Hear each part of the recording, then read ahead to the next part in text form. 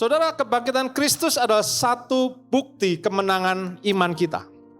Adalah satu bukti karya Kristus. Dan itu dicatat dalam sejarah.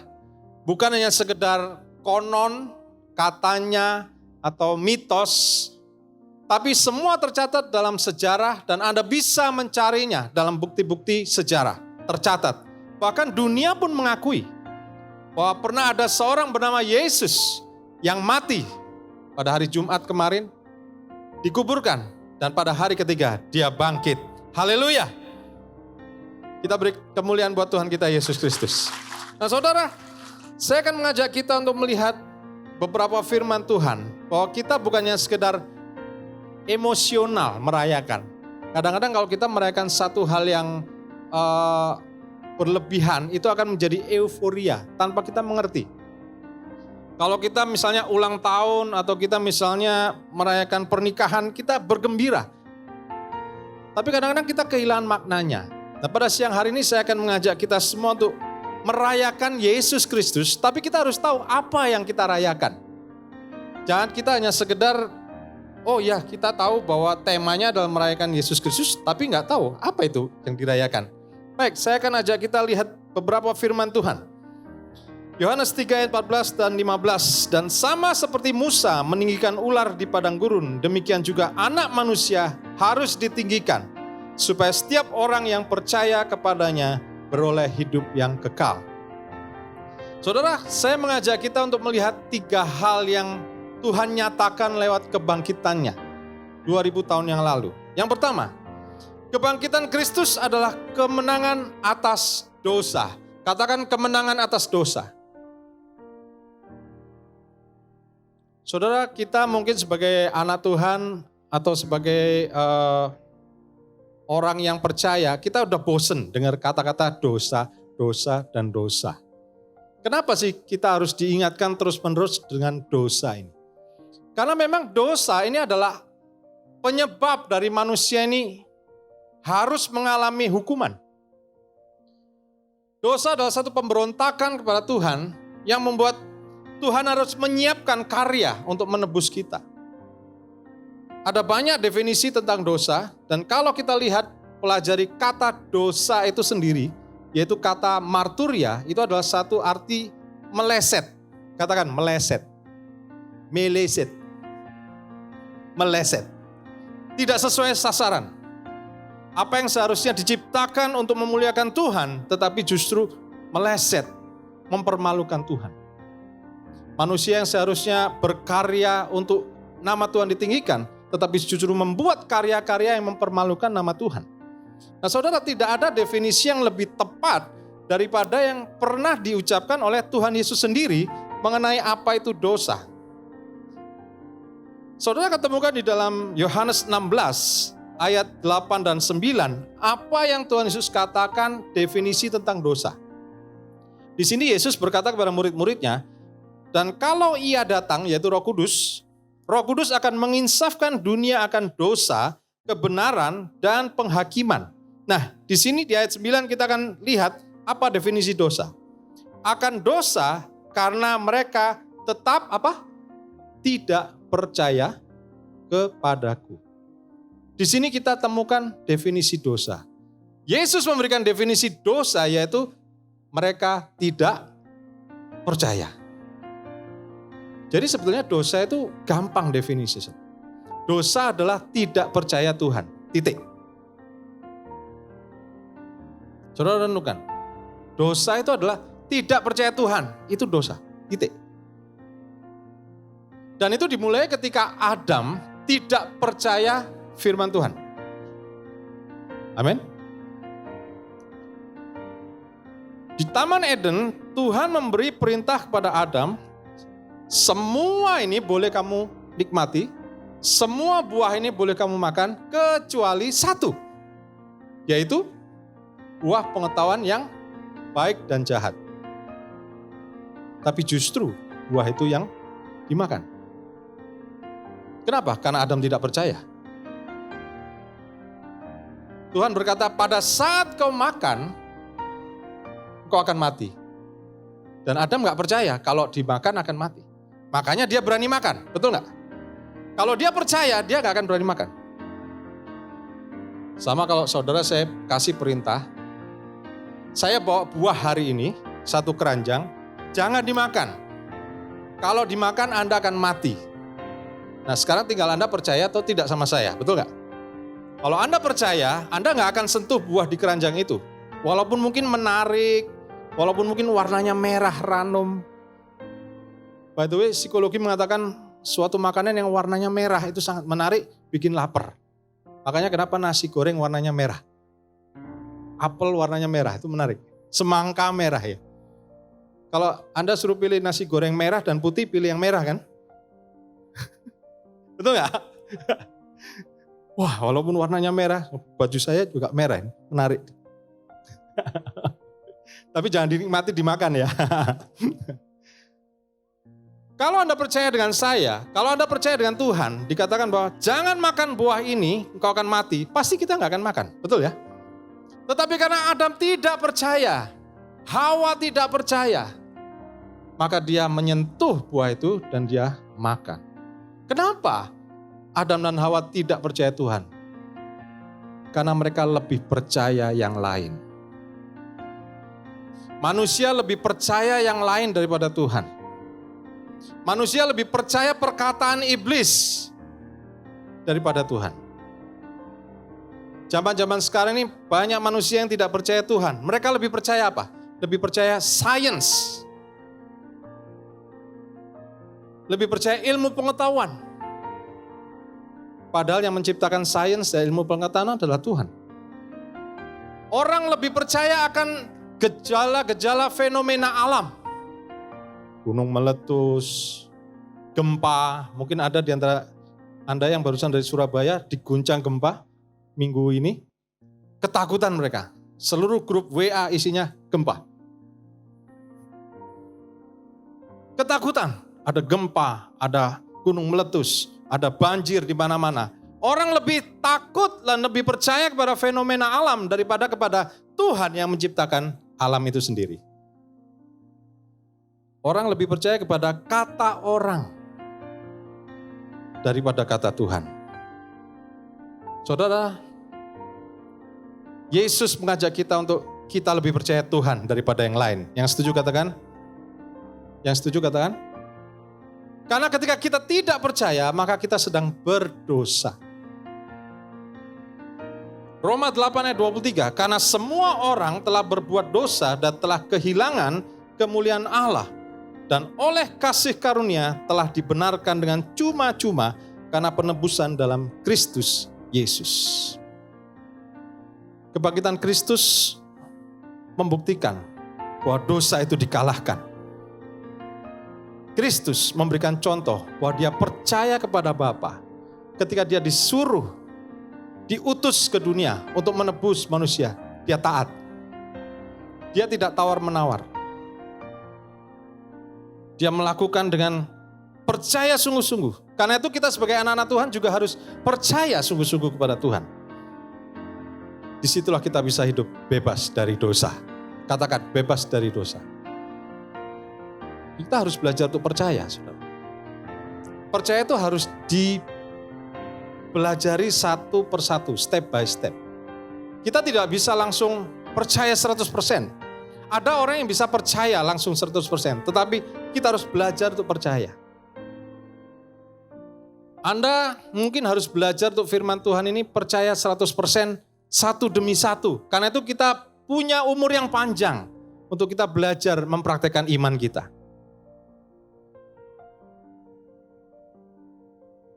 Kenapa kita harus punya waktu untuk melatih iman kita? Belajar untuk percaya. Karena sejak dari kecil kita dilatih untuk tidak percaya. Sejak dari kecil kita dilatih untuk tidak mudah percaya. Orang tua kita mengajar, jangan gampang percaya orang. Betul ya? Jangan gampang diajak orang yang enggak dikenal. Jangan mudah percaya akan satu fakta. Pelajari. Kita terus diajar untuk tidak percaya. Karena itu terbawa secara natural, kita juga tidak gampang percaya sama Tuhan. Kenapa? Manusia memang secara natural, dikatakan dalam Roma, itu tidak percaya, makanya berbuat dosa. Saya kasih analogi.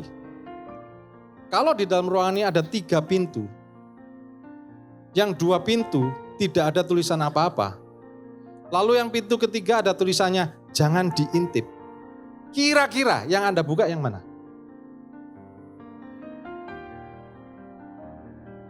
Jujur, 90% akan membuka yang jangan diintip, betul ya? Mungkin ada 10% yang taat gitu ya. Oh iya, ini saya percaya nggak boleh diintip, saya buka yang lain aja. Tapi kita sebagai manusia secara natural kita kepingin tahu apa sih, kenapa nggak boleh diintip? Kenapa sih nggak boleh disuruh makan ini? Kenapa ini dilarang? Kenapa ini nggak boleh? Justru saya kepingin tahu. Kenapa? Karena ada natural, ada rasa tidak percaya. Karena itu di dalam Kristus kita belajar untuk percaya firman Tuhan 100%. Yang setuju katakan, Yesus percaya 100% kepada Bapa. Karena itu kita juga belajar untuk percaya 100%. Belajar firman Tuhan, baca firman Tuhan, dan perkatakan firman Tuhan, lakukan firman Tuhan, percayai bahwa itu akan menjadi kehidupan Anda yang berkemenangan. Amin. Yang kedua, kebangkitan Kristus adalah kemenangan atas keakuan.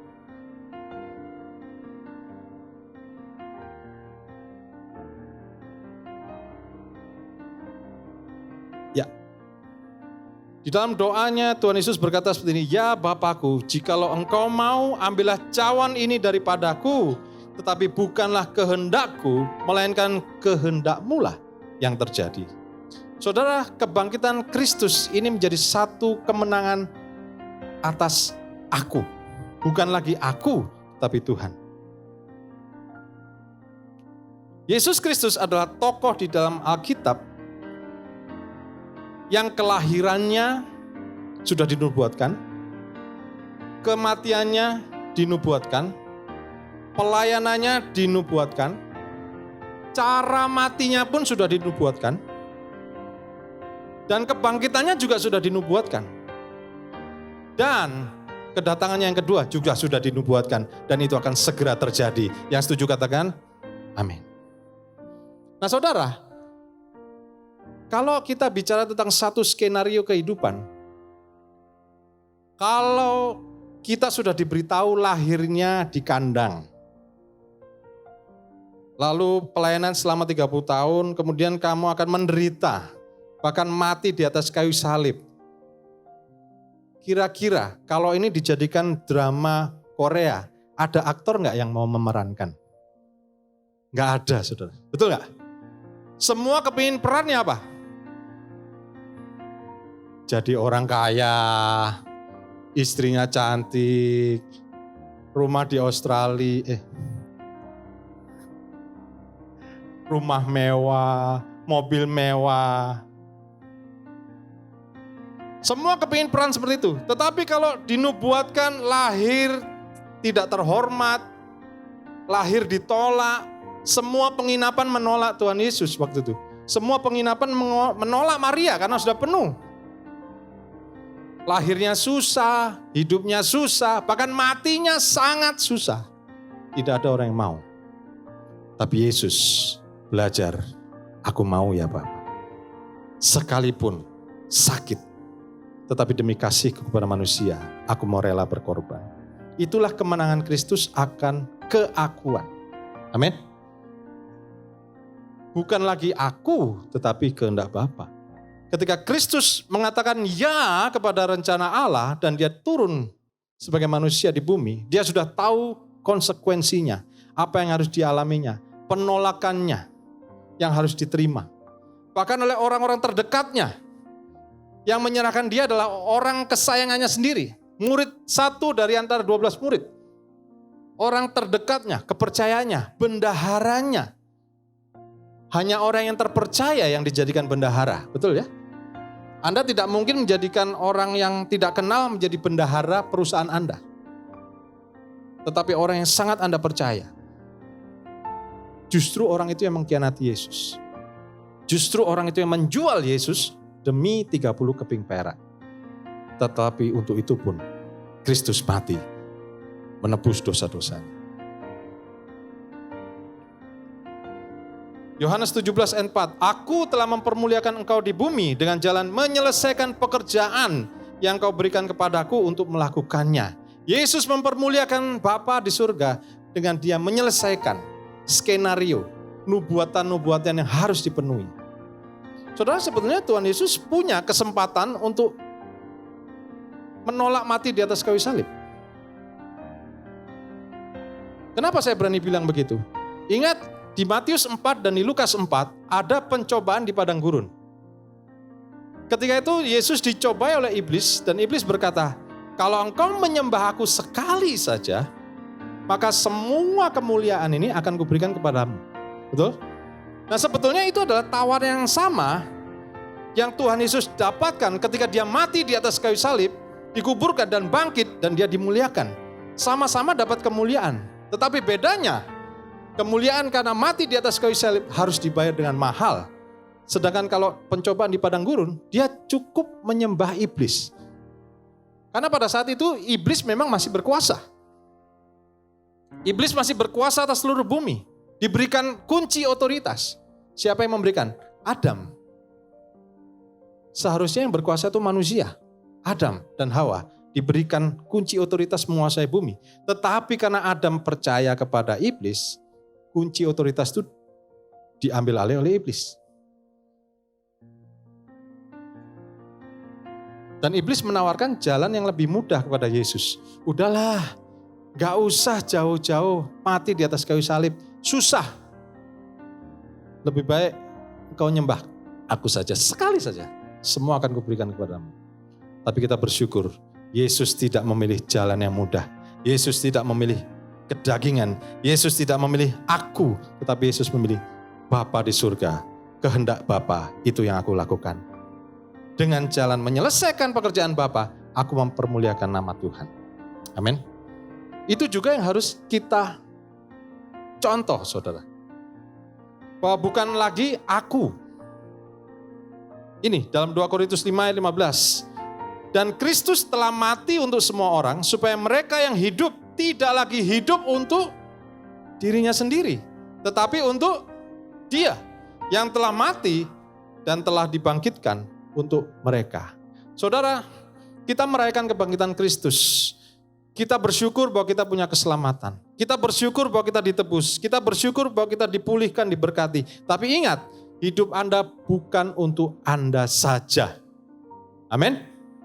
Hidup Anda bukan hanya untuk keluarga Anda.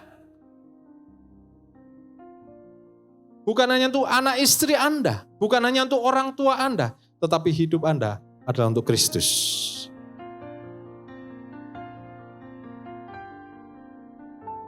Kalau Anda sebagai seorang pengusaha, Anda bukan hanya mencari nafkah atau bisnis untuk dapat keuntungan untuk keuntungan Anda saja, tetapi juga untuk memuliakan nama Tuhan. Kalau Anda seorang ibu rumah tangga, Anda menjadi ibu rumah tangga yang terbaik di rumah Anda, untuk anak-anak Anda, untuk suami Anda, bukan hanya untuk mereka, tetapi juga untuk Tuhan. Demikian juga kalau kita sebagai anak, kita jadi anak, jadilah anak yang terbaik untuk orang tua kita. Amin.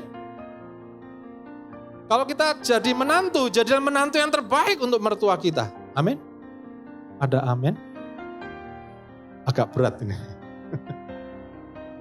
Tidak gampang memang hubungan menantu dan mertua. Saya tinggal satu rumah dengan mertua saya. Dan saya belajar bagaimana jadi menantu yang terbaik. Bukan untuk bersaing kompetisi supaya dapat warisan yang banyak ya, bukan ya.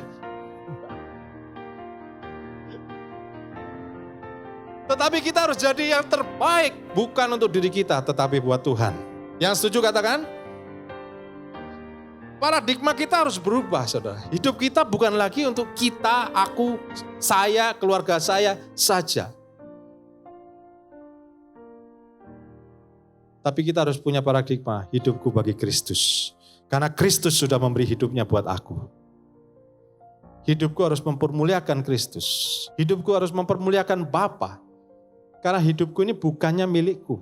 Ingat saudara, hidup kita ini bukan milik kita. Sewaktu-waktu Tuhan bisa ambil.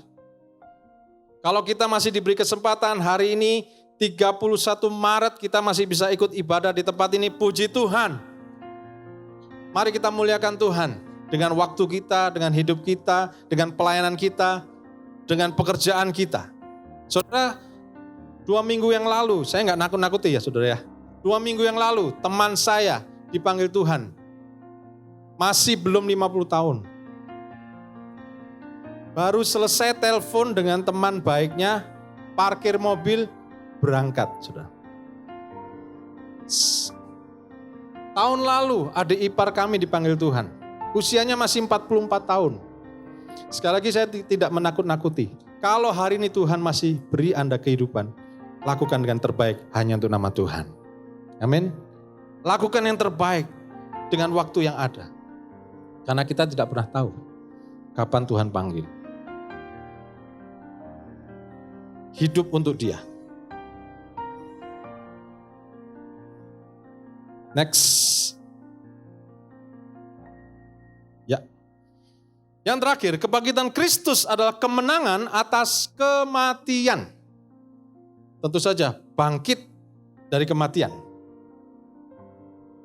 Next. Karena ia harus memegang pemerintahan sebagai raja sampai Allah meletakkan semua musuhnya di bawah kakinya. Musuh yang terakhir yang dibinasakan ialah maut. Saudara, musuh terakhir yang akan dibinasakan Tuhan adalah maut. Dan Kristus sudah mengalahkan maut. Dia bangkit. Hari ini kita merayakan kebangkitannya. Musuh terakhir ini yang paling banyak ditakuti orang, saudara. Banyak orang takut mati. Siapa yang tidak takut mati? Boleh angkat tangan. Saya akan doakan. Tadi waktu saya berangkat ke sini, dalam perjalanan ada orang pakai kaos. Kok iya kebetulan ya kaosnya. Tulisannya seperti ini kaosnya. Everybody wants to go to heaven, but everybody doesn't want to die. Betul nggak? Semua orang kepingin ke surga, tapi begitu didoakan mau ke surga, nggak ada yang mau didoakan. Ada yang mau didoakan supaya cepat ke surga? Nggak ada. Kenapa? Karena kita semua takut mati. Padahal mati itu hanya pindah tempat, saudara. Bagi orang di dalam Tuhan, seharusnya kita tidak pernah takut mati. Yang setuju katakan? Yang katakan amin, mikir-mikir sebentar. Loh saudara, kita gak perlu takut mati. Kenapa kita harus takut mati? Kalau kita masih takut mati, artinya kita masih belum yakin bahwa kita akan ketemu Tuhan. Justru orang yang sudah percaya, dijamin hidupnya, keselamatannya di dalam Tuhan, kepingin cepat mati. Harusnya. Kenapa? Dunia ini gak enak, saudara. Kalau Anda masih berkata dunia ini enak, dunia ini nyaman, dunia ini indah, jangan-jangan Anda masih hidup dalam kedagingan. Karena orang yang hidup di dalam roh itu akan menderita. Loh Pak, kok nggak cocok dengan ayat firman Tuhan, marilah kepadaku semua yang letih lesu dan berbeban berat. Loh betul, Tuhan Yesus memberikan kelegaan. Melepaskan kita dari beban berat. Tapi bukan berarti Yesus melepaskan kita dari segala kesusahan dan penderitaan. Kita bisa menderita, tetapi kita bisa tetap menerima kelegaan dari Tuhan. Amin. Bukan berarti kalau Anda tidak ada problem, Anda lega semua. Belum tentu. Ada banyak orang tidak punya masalah dalam hidupnya. Justru mereka adalah orang paling stres di dunia. Ada banyak orang yang hartanya banyak, temannya banyak, populer, terkenal, semua apa yang diinginkan bisa dipenuhi, tapi dia adalah orang paling stres di dunia. Tapi sebaliknya, orang-orang di dalam Tuhan, sekalipun mengalami penderitaan, kekurangan, pas-pasan, tetapi diberikan kelegaan dan sukacita di dalam Tuhan. Yang setuju katakan, amin. Jadi jangan pernah takut mati, saudara. Justru kita harus bersuka cita kalau kita cepat dipanggil Tuhan. artinya kita bertemu dengan kekasih kita. Tetapi kalau Tuhan masih kasih Anda waktu di dunia ini, artinya kita masih harus berkarya. Itu kata Rasul Paulus. Di satu sisi aku rindu ingin ketemu Tuhan. Tetapi di sisi yang lain aku tahu aku masih diperlukan di dunia ini. Itu kata Rasul Paulus. Dan saya setuju dengan Rasul Paulus. Bukan karena nama saya sama. Tetapi memang itu prinsip yang harus kita miliki. Kita kepengen cepat ketemu Tuhan, tetapi kalau Tuhan masih kasih waktu di dunia ini, artinya kita masih harus berkarya, memuliakan nama Tuhan dengan jalan menyelesaikan semua pekerjaan yang Tuhan sudah percayakan kepada kita. Yang setuju katakan? Jadi jangan pernah takut akan kematian. Karena Tuhan tidak pernah menciptakan manusia untuk mati.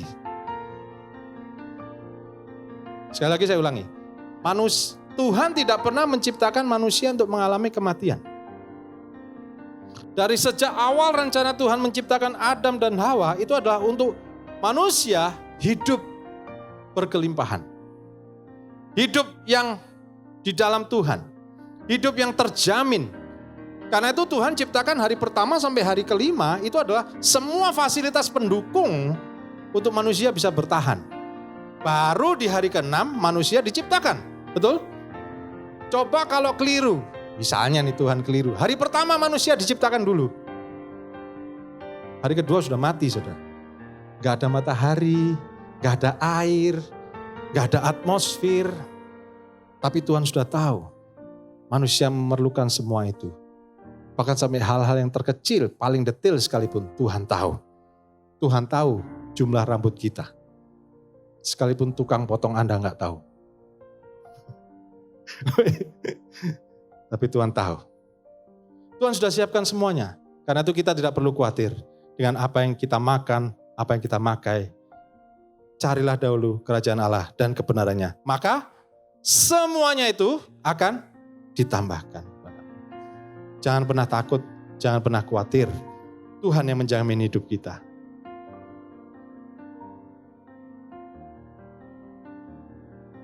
Karena itu gak usah pernah takut mati. Kematian itu sudah dikalahkan oleh Kristus. Karena dia sudah bangkit. Dia menjadi yang pertama bangkit. Loh, Pak, bukan yang pertama bangkit loh. Yang pertama bangkit Lazarus kan. Sebelum Tuhan Yesus kan Lazarus dulu, betul ya? Tapi Lazarus setelah dibangkit, mati lagi. Dan sayangnya Lazarus ketika dibangkitkan, kalau Anda baca di Lukas, Lazarus ketika habis dibangkitkan, dia tidak mempermuliakan Tuhan.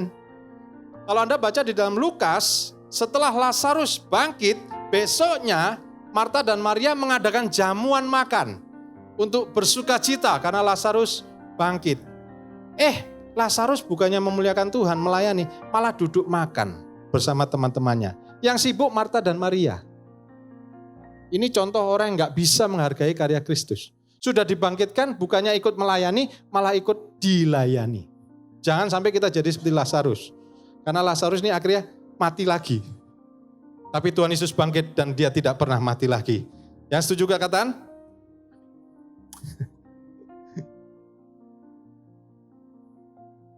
1 Korintus 15, hai maut di manakah kemenanganmu? Hai maut di manakah sengatmu? Sengat maut ialah dosa dan kuasa dosa ialah hukum Taurat.